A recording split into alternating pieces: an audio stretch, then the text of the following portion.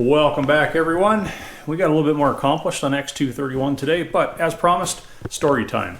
So how did we end up not just with one Minneapolis-Moline prototype, but two? It all starts in the 1940s with a man named Ralph Jones and his brother Glenn. So Ralph Jones worked for Minneapolis-Moline as an engineer in the 1940s and through the 1950s. He was one of the guys that was in the R&D shop every day knocking together creations like old X231 over there. And he was instrumental in the Moline crawler program. It didn't last for very long, but he was one of the key people that was designing, building, changing.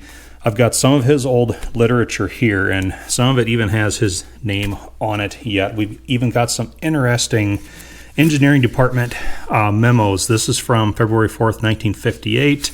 The subject is Changes to Crawler Repair Catalog R-1187. So this would put us right in the transition year between the two-star crawler, the initial crawler model that Moline offered, and the subsequent Motrac. They took a year off in between, and this catalogs a lot of the part number changes. You change this one to that, change this one to that, and then we add like this stud for the rocker arm bracket, add and change all through here. We've got 4 pages of history, just the way change, add this, omit that. It shows a lot of the development of some of these machines, stuff that went on behind the scenes. Really interesting documentation. But old Ralph, he traveled around quite a bit working for Minneapolis-Moline. I've got this old airmail pouch, and it is from, let's see, the postage stamp says January 6, 1954. We've got a Minneapolis-Moline tag on there, and it was sent to Mr. Ralph E. Jones, and at that time he was working at the Bartlett Herd Ranch in Phoenix, Arizona. They did a lot of testing down in Arizona of different things. So what did Ralph need? Well, it's kind of interesting what's inside of here. It's a Minneapolis-Moline compression testing gauge. That is really cool. They were down there testing something and obviously had to do some engine diagnostics, and just neat little bits of history from that time period. Now, Ralph's brother Glenn owned a farm 6 miles straight east of right here, and because Ralph was well connected with Minneapolis-Moline, he was able to get a lot of the X prototype units that the factory had finished with. And Minneapolis-Moline wasn't like any other manufacturer where they would normally be protective of their prototypes. Moline really was pretty loose with them. In fact, a lot of prototype Minneapolis-Moline stuff made its way out of the factory and went all over the place. So department heads at that time would also have the option of buying X prototype units for basically scrap metal price from the factory, because they were just going to melt them down, tear them down, or scavenge their carcasses for parts for use in other things. So it was an easy way for Minneapolis-Moline to get rid of a lot of that stuff. And it ended up being they ran Glenn's entire farm solely off of prototype Minneapolis-Moline tractors and equipment. And when I say they had acres of oddball Minneapolis-Molines out there, I'm not exaggerating. They had, now Senior and my grandfather were out on that farm. I never was because I was way too young at the time. They were out there several times, and they had literally a 40 fence line full of just all kinds of different sized and shaped Minneapolis-Moline tractors and implements and attachments. What I wouldn't give to be able to step back in time, knowing what I know now, just to go walk around that place. Now my grandfather right here, he was a general carpenter and house mover during the warm summer months, and he ran a firewood business in the woods during the winter. And he had been out to Glenn's place out there at the farm, did some work for Glenn and his wife. They became friends, and he was able to buy 2 Minneapolis-Moline units from Glenn. And nobody realized at the time these were prototypes, or of those that did, nobody cared, because we weren't collecting tractors, nobody was restoring tractors. Everybody during this time frame was just looking for anything that could run, make them some money, and help them to put some food on the table. So this is exactly how he bought X253. You can see right here, the Joneses had put that Cat D2 dozer blade on it because it had Cat D2 undercarriage and it all bolted up. This is the earliest picture I have of him with X253. That's October 8th, 1983. Now, at the same time that he bought the crawler, which was running and fairly good, he also bought this tractor that went along with it. And Ralph said, you might as well take this thing off of our hands because it shares a lot of parts in common with this, which makes sense because X253 is a production 445 that was prototyped into a crawler. X231 is the prototype to the 445, so there is some commonality there. And even in the early 1980s, poor X231 was already in this dilapidated state. It had had a very, very hard life. And going back to this initial picture, you can see it still has the 3-point lift on the back of it at this point. That's going to be a key detail in the story that I'm about to tell. Here is just a few months later, March 20th, 84. He and my uncle are in the woods with one of the dray sleds that he had at the time, loading out some birch logs. And now this is later that same year, 1984. This is in November. By then, he had decided he liked it enough that he did some changes to the back end. You can see he took the 3-point lift off and they replumbed the hydraulic pump to run the blade cylinders a little bit better. He had repainted it, spiffed it up just a little bit, and you can see he used it to doze out some landings. He was prepping to do some logging. This is again at the Jones farm where this picture was taken right here.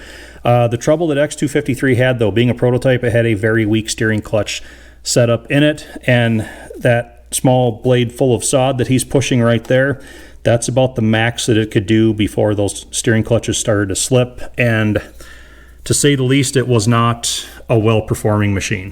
Fast forward roughly 2 years, this is actually November 1986, and my grandfather, being a house mover, he purchased this house on auction really cheap and is in the process of moving it onto the new foundation to live in at his home place at the time. And you can see here's poor X253 sitting there with the traction undercarriage having been removed. By this point in time, he was pretty much done with it. It wasn't a very good machine at all, and he had found this D2, which is sitting right there. So at the time this picture was taken, he had just recently removed the pristine traction undercarriage from the Minneapolis-Moline and put them on this D2 because that D2 ran well, performed well, but the whole bottom end, all the running gear was just shot. And the next picture down the line, you can see he's actually got that 5J hooked up to the house, backing it into position.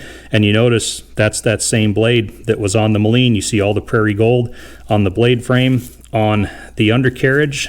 And shortly after this picture was taken, poor old X253 with no tracks or anything was towed to the far end of the 40 and left to sit flat on the ground. Now, just a couple of years after that, my grandfather ended up selling that D2, and that original undercarriage for X253 went with it. And oddly enough, he sold it to a gentleman that was only about 5 miles in that direction. So just about the same area that he had found it originally. And the 3-point lift that he had removed, he sold that to another guy a couple towns up the line that said he was going to try to adapt it onto an Oliver tractor. So we might as well write that piece off as well. Now, very early 1990s, the farmer Glenn passes away. And before anybody even knew what was going on, the scrappers were called in and they cleaned out that entire place. All those old oddball Molines, all the implements, all the attachments, pretty much everything just disappeared. It's gone. It was cut up, melted down. I don't know how many were prototypes. I'm betting most of them were. The last piece that I knew of that was out there, and this has been a solid decade ago now at this point, it may not be there still, was the carcass, like the frame and just partial tin work of a 10X serial numbered prototype Minneapolis-Moline tractor mounted 1-row corn picker.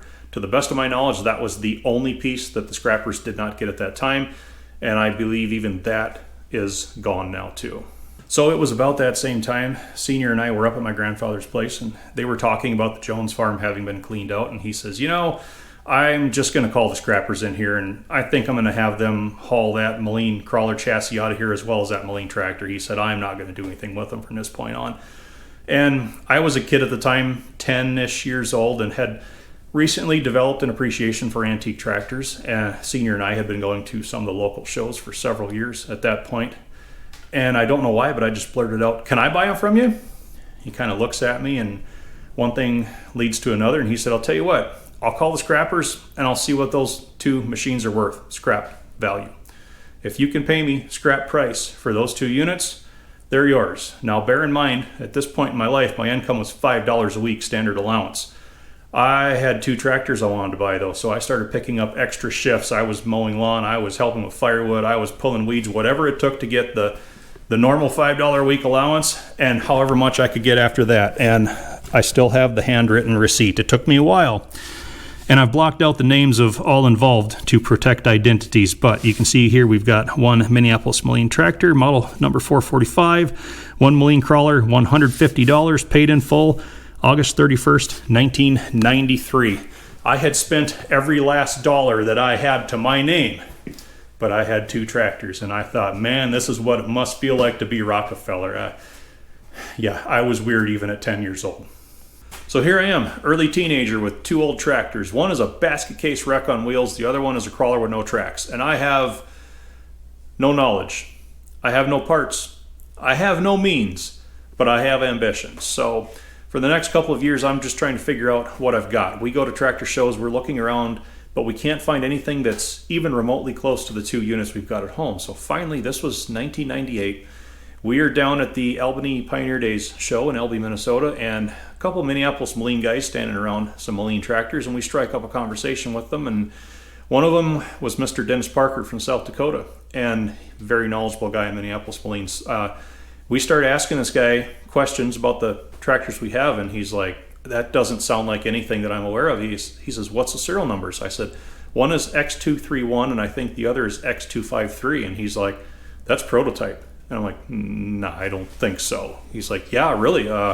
You mind if I come look at them? So we're like, well, okay. So I gave him the address. We exchanged telephone numbers. And a couple weeks later, he came from South Dakota to Minnesota here. And he spent an entire afternoon just taking pictures and writing down casting numbers and jotting notes. And he says, these are really special machines. He says, I'll see if I can figure something out for you.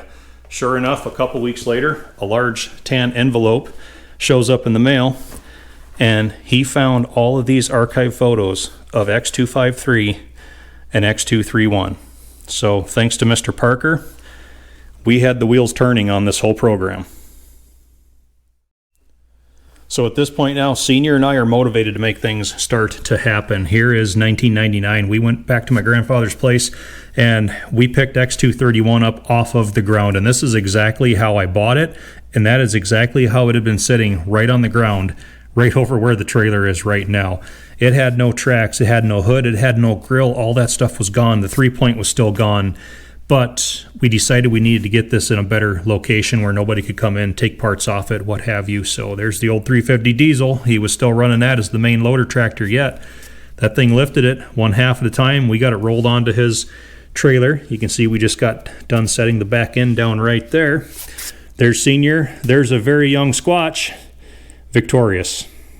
X231 we weren't so concerned about because this had been parked at Senior's place the whole time. There's the pole barn back there. Again, in the same state as it was found from the Jones farm. A little while later, I'm 19 years old at this point, so still not a lot of means, all right, but I'm willing to work hard, especially if I have a goal in front of me. I contact the gentleman that bought my grandfather's old D2 that had the original undercarriage on it for X253. And I asked him, do you still have it? And he says, yeah, we still have it. And I asked him, would you be willing to sell it? I told him the whole story. And he's a collector car guy himself, so he said, son, I know exactly what you're trying to do. You don't have to explain it to me. He says, tell you what, my son blew the pony motor up on the D2 last year, and I've been thinking about selling it and getting something better. He said, if you pay me what I paid your grandfather for that D2 is yours. That was $4,000.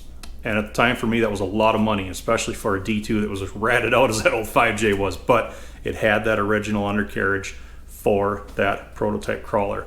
So I found a way to make it happen. I was already making car payments and going to tech school and working part-time because I'm going to school. And I took out another loan. I made it work. So here is the day we hauled that old 5J home, my grandpa's old D2. And yeah, they had grenaded the pony. So you can see that old smoky bugger's running. It ran the whole time on the trailer. After we pull started it, we didn't dare shut it off until we got it home. But yeah, we had all of the undercarriage parts back for the prototype crawler. So it's about this time we're starting to think maybe something's actually going to happen after all.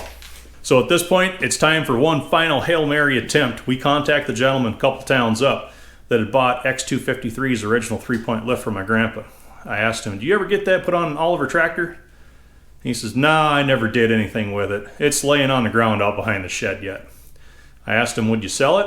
He says, "No, I don't want to sell it, but I'll give it to you. That thing's pretty rough." He wouldn't even take money for it, and I was grinning ear to ear. We finally had the last missing piece of the puzzle for X253. We had it all back at that point. The story now takes us to November of 2001, and by this point, I'd been driving my grandpa's old D2 around enough to realize, I kind of like these Caterpillar things, so I wasn't ready to conk this tractor over the head quite yet. I found another replacement undercarriage to put back onto the D2 after this undercarriage found its way back to X253. So it was an awesome fall that year, nice and warm, good weather. So we got the track swap fully in play at this point. The 350D, lining things in, getting X253 put back together. You can see we've got replacement undercarriage already back on this side of the D2. We're hanging tracks the following weekend, just as I tension the final track on X253, the first snow of the year hits. And I've already got the temporary gas tank bungeed to the fender, and I'm like, we're trying a first drive. We're trying a first start. This is the original will it start at this point, and I'm not going to let some snow slow me down. Shortly after this picture was taken, snow quits, sun comes out. We do a little bit of minor tuning on that thing, and even after having sat on the ground with no tracks for better than a decade, we put tracks on that thing and it fired right up, and I ran hot laps around the yard for half of that afternoon. It was, okay, X253 was really in very good shape, having come from that farm. And what saved it was the fact that it was such a poor performer, it could not do enough work to hurt itself. That's what it was. So at the end of this test drive, we backed it into the old shop. Restoration started immediately. And to do just a very brief overview of the restoration of X253, because that was well before my YouTube days, I knew from here forward was all production 445 industrial tractor. So I removed all those pieces first because I knew I could fix those. All right, no problems there. So we tore it all the way down to what is the prototype portion of that machine. And aside from that big weld where they had busted the final drive when they dropped it off the trailer that day they were picking it up from the factory to haul it up to Carrick, aside from that, we really didn't find anything for major problems inside of that. Just a lot of general refurbishing needed to be done. So over the next 5 years, I did another nut and bolt restoration on the thing, and then we did full paint, started that whole process, eventually moved it into the shop. And to show you how much the shop has changed, this picture was taken from about this vantage point right here. You can see there's the door, okay, boom, and X253 was sitting right about where the D2 is right now. That's how much this shop has changed since that time.